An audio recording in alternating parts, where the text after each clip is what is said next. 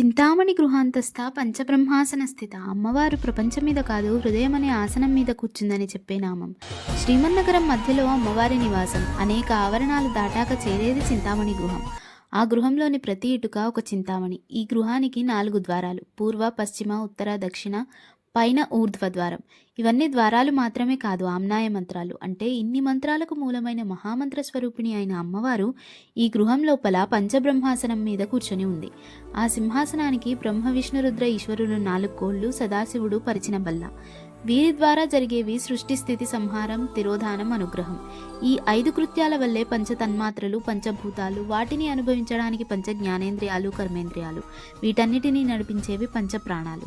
అంటే ప్రపంచం మొత్తం ఒకే పంచబ్రహ్మాసనం. సమస్త వ్యవస్థ పనిచేస్తున్న కేంద్రం మాత్రం ఒక్కటే, హృదయం.